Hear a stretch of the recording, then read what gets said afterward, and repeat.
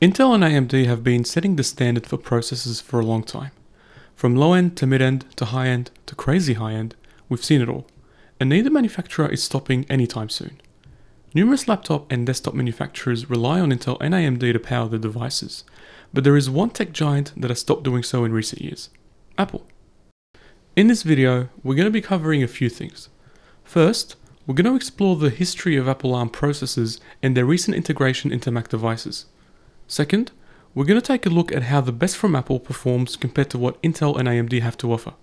Lastly, we're going to look at what the future may hold in the CPU space for Apple, Intel and AMD. Let's start with a bit of an overview of Apple processors. Apple's family of ARM processors falls under the name Apple Silicon. These processors are the basis of many Apple devices, like iPhone, iPad, Apple TV, Apple Watch, AirPods and more. But let's focus on iPhone and iPad specifically. This is because these two devices are a great example of the journey of sustained development and improvement to CPU performance that Apple has made over the years. If you've used some of the earlier iPhones and iPads, you may probably remember that they weren't exactly the fastest.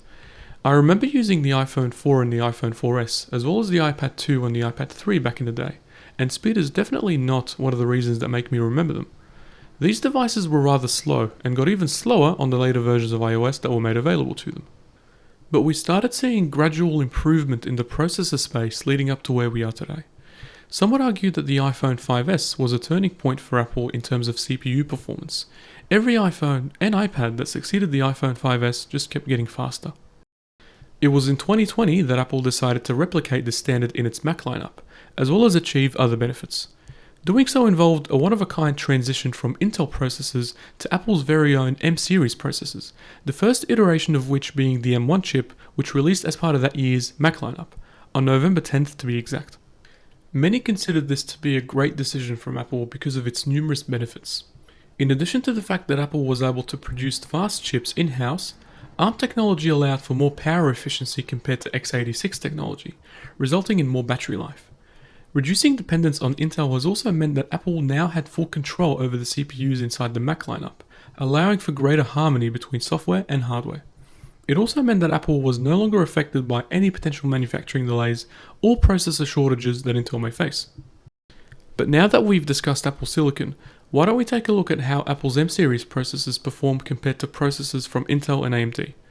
This is an interesting time to do this comparison, especially considering the release of the M4 chip a few months ago, but more recently the release of the M4 Pro and M4 Max chips, which are intended to take CPU performance to an even higher level.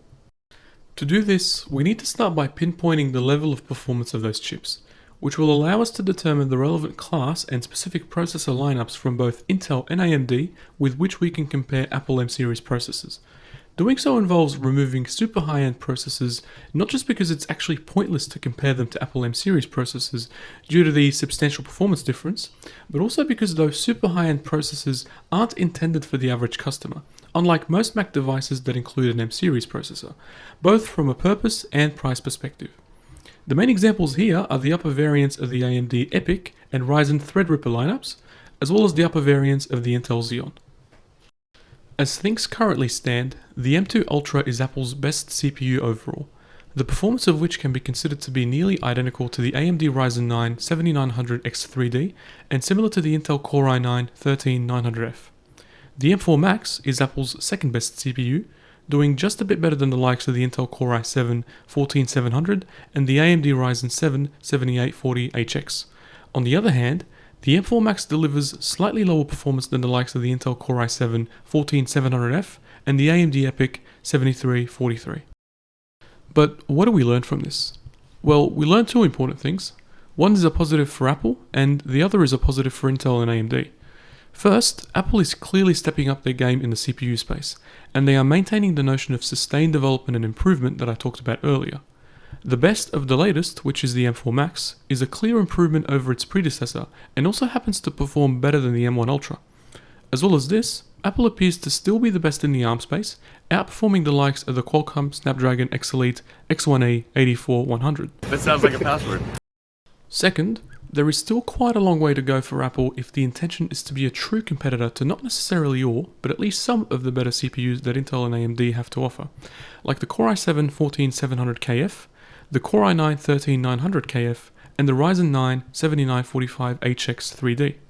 In that sense, some would argue that overall, Intel and AMD are still clearly ahead of Apple in the CPU space.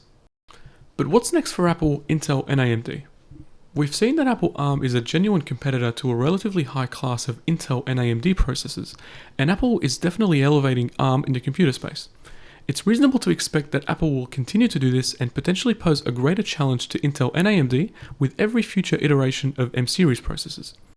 We've established several times in this video that Apple is able to constantly improve as time goes by, and this is made more possible thanks to the increased control Apple has over the components of its Mac devices, allowing for greater focus on harmony between software and hardware.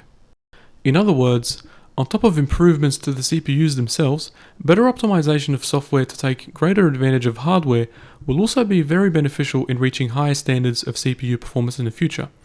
This is something that we have seen Apple do with iOS devices for years. It's also going to be interesting to see whether Apple Intelligence will have any sort of role in making a positive contribution in this area. Right now, Apple's focus is to ensure that the newest chips pave the way properly for Apple Intelligence. But it's not far-fetched to suggest that Apple may figure out a way to make Apple Intelligence contribute in return to CPU performance, kind of like some sort of virtuous cycle. On the other hand, it's not like Intel and AMD are going to become stagnant and complacent. Just like Apple, tangible improvements in future CPUs from both manufacturers is inevitable. I personally think that it's going to be very interesting to see how things unfold moving forward. I really hope you've enjoyed this video. If you have, please like, share and subscribe. Also, feel free to let me know in the comments if there is anything tech you're interested in and want me to make a video about. In the next video, I'll be taking a bit of a trip to the past, as I'll be covering my experience of using the iPhone 11 Pro Max in 2024. My next video will be a bit of a step up in production quality, since I've now figured out the logistics in terms of camera and audio equipment. I take the production and quality of my videos very seriously, and so this will be the first of two crucial steps that I'll be taking in that direction. Also, please consider supporting me by donating to my channel through buymeacoffee.com. I would really appreciate any support as I continue to bring fun and interesting content like this, only if you can of course. Link is in the description. This was the Wizard of Tech, and I'll see you in the next video. Take care.